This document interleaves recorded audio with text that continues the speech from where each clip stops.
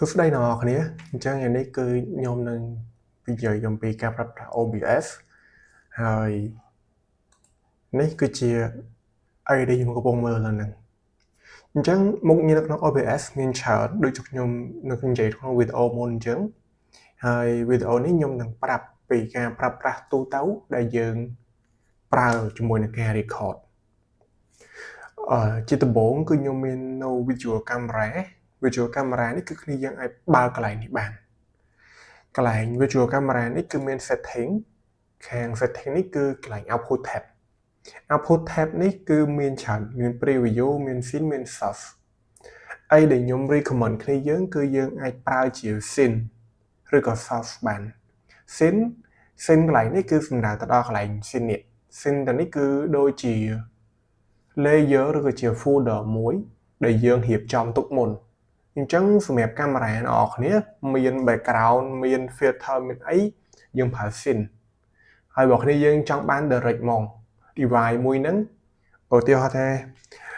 ចេញពីទូរស័ព្ទមួយនេះមកអញ្ចឹងពីទូរស័ព្ទហ្នឹងមកជា webcam direct យកហ្មងគ្នាយើងអាចប្រើជា source បាន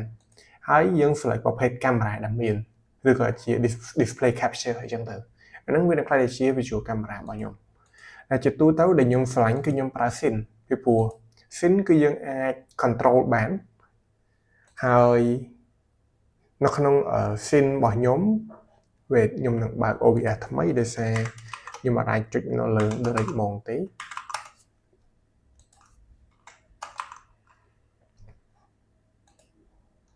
គ្នាយើងកុំបើក OBS ពីរជាន់គ្នាលើដូចខ្ញុំចាហ្នឹងហើយអញ្ចឹងនេះគឺជា OBS ទី2របស់ខ្ញុំអញ្ចឹង OBS ទី2របស់ខ្ញុំនេះគឺដូចមុនដែរគឺថាអីដែលខុសគ្នានៅក្នុងនេះគឺយើងអាចប្រើកាមេរ៉ាជាន់គ្នាបានទេអញ្ចឹងនេះគឺជា visual camera របស់ខ្ញុំដែល OBS ទី1និង OBS ទី2នេះគឺនៅមួយគ្នា Droidcam គឺជា software ដែលយើងប្រើនៅលើទូរស័ព្ទហ្នឹងអញ្ចឹង software ហ្នឹងគឺវានៅលើគ្នាហើយខ្ញុំអាច switch បានកន្លែង visual camera តែបើគ្នាយើងយក source កន្លែងនេះគឺយើងអាចប្រើវាបានទេបានន័យថាយើង select យកកាមេរ៉ាមួយណាហើយគឺមួយហ្នឹងហើយអញ្ចឹងនៅពេលដែលយើង start visual camera ទៅអីដែលមើលឃើញគឺជាកាមេរ៉ាមួយហ្នឹងឯងមកបន្ទាប់មកទៀតគឺតកតងនឹង dashboard ដែលនេះគឺជា dashboard របស់ខ្ញុំដូចឲ្យគ្នាយើងមើលឃើញអញ្ចឹងតាមពិត dashboard នេះគឺមាននៅ webcam មួយទៀតដែលបង្ហាញមុខខ្ញុំនៅកន្លែងនេះដែលបានដាក់អញ្ចឹងទៅគឺអត់មានទេហើយនេះគឺជា face focus កន្លែងទូចនេះទូចដែលគ្នាយើងកំពុងមើលហ្នឹងអាហ្នឹងគឺជាតុរបស់ខ្ញុំហើយមួយទៀតគឺជាកាមេរ៉ាធំរបស់ខ្ញុំហើយអញ្ចឹងមានវីដេអូនេះគឺមានប៉ុណ្ណឹងខ្ញុំគិតថាគ្នាយើងអាចនឹងច្បាស់បន្ទាប់មកទៀតគឺជា tab of microphone គេយើងឃើញហើយខ្ញុំមាននិយាយទៅតង filter លើមុនដែរអញ្ចឹង filter នេះគ្នាយើងអីដែលគ្នាយើងគួរប្រើចាំបាច់ហ្មងគឺមានតែពីរទេគឺជា gain ហើយនិង limiter នេះគេពីនៅពេលដែលខ្ញុំស្រែកវ៉ាគឺអត់ហួសពី6 decibel ទេនេះ6 decibel គឺជាពណ៌ក្រហមនៅកន្លែងនេះអញ្ចឹងបើសិនជាខ្ញុំស្រែកវ៉ាគឺអត់មានទេតែបើសិនជាខ្ញុំដោះ filter នឹងចេញខ្ញុំស្រែកវ៉ាទៅគ្នាយើងពាក់តែកាសតាជាអីគឺដឹងតាមហឹងយកហ្មងសលេងបន្ទាប់មកចិត្តគឺជា gain នេះនៅពេលដែល microphone យើងដំណើរការធម្មតាឥឡូវខ្ញុំនឹងលុប gain ចេញនៅពេលដែល microphone យើងដំណើរការធម្មតាគ្នាយើងមានអារម្មណ៍ថាសលេងយើងខ្សោយអញ្ចឹងយើង add gain នឹងចូល gain ហ្នឹងគឺអត់មានអីច្រើនទេវានឹងជួយលើកសំឡេងយើងឲ្យលឺខ្លាំងជាងមុនតែប៉ុណ្្នឹងទេហើយនៅក្នុងនេះគឺមាន noise cancelling ដែរ noise suppressor noise gate អីហ្នឹងអញ្ចឹងចំពោះតទៅនឹង noise gate គឺជាមុខងារមួយសម្រាប់យើងកំណត់ទៅលើសលេងចេញចូលរបស់យើងតែគ្នាយើងប្រើសលេងដូច AI អញ្ចឹងខ្ញុំ recommend នេះនៅឆ្នាំ2026វាធ្វើ content យើងអត់សូវល្បីហើយមួយទៀតគឺជា noise suppression នេះគឺយើងអាចកំណត់ noise cancelling នៅក្នុងនឹងបានបើសិនជាគ្នាយើងថត direct ហើយឬក៏កំពុង live ប្រើអានឹងបានតែ បើគ្នាយើងថតសម្រាប់ដូចខ្ញុំថតឲ្យបាន edit តាមក្រោយអញ្ចេះមិនប្រើអាហ្នឹងទេយើងថតហើយយើងយកទៅបើកនៅក្នុង software យើង direct ហ្មងទៅដូចខ្ញុំប្រើ DaVinci នេះ software ក្រៅទេខ្ញុំប្រើនៅក្នុង DaVinci ដែល DaVinci នេះគឺគេមានមុខងារនៅក្នុងនឹងស្រាប់ឥឡូវខ្ញុំឡង DaVinci នឹងសិនចុះខ្ញុំបិទវាសិនព្រោះខ្ញុំគិតថា laptop desktop ខ្ញុំមកទូចនៅលើនេះអត់រួចទេឥ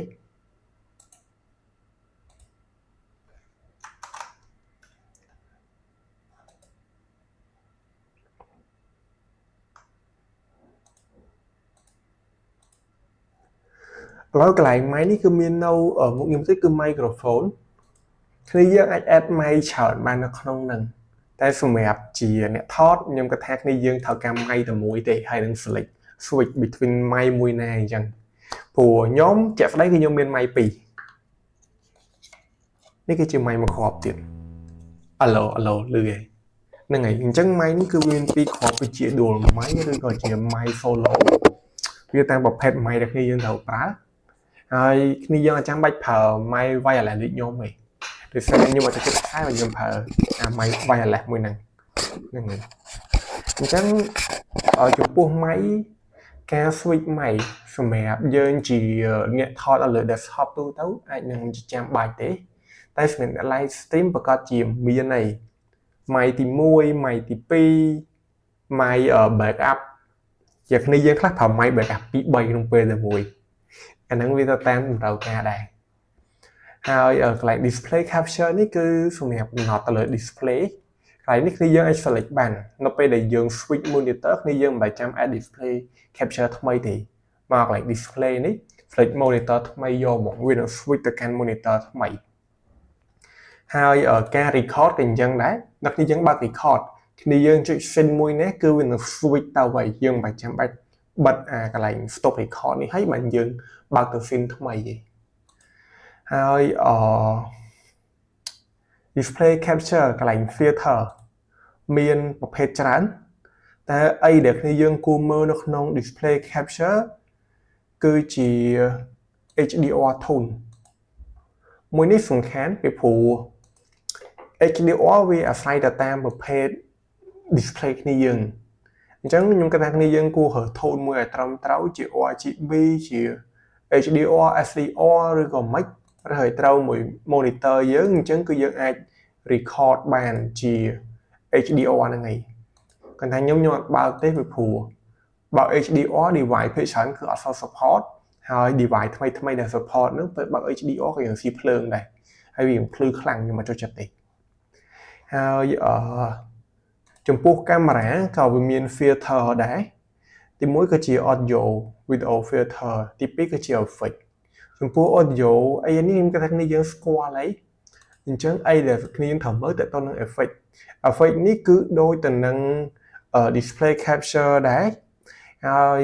តើតើនឹង color key ពីព្រោះកាមេរ៉ាគ្នាយើងខ្លះអាចនឹងតើតើនឹង color ហ្នឹងវាអាចខុសគ្នាអញ្ចឹងពេលយើងឃើញខ្ញុំឆាងហ្នឹងហើយអញ្ចឹងការលើកពណ៌លើកអីហ្នឹងឲ្យត្រូវហ្នឹងត្រូវមួយអីគឺត្រូវមួយ dash ដែលយើងកំពុងនៅលើហ្នឹងព្រោះខ្ញុំប្រើអំពូលពណ៌លឿងអំពូលពណ៌លឿងចេះអញ្ចឹង dash ខ្ញុំនៅពេលដែលដាក់មួយអំពូលហ្នឹងពណ៌អាចនឹងទៅស្រស់អីអញ្ចឹងទៅអញ្ចឹងគ្នាយើងរើសមួយឲ្យត្រូវហើយបើសិនជាគ្នាយើងគិតថា original នេះវាសមរម្យហើយគ្នាយើងមិនបាច់ប្រើ effect filter នេះទេអញ្ចឹងវីដេអូថ្ងៃនេះគឺមានប៉ុណ្ណឹងគ្នាយើងមានសំណួរអីឲ្យសួរខ្ញុំបាន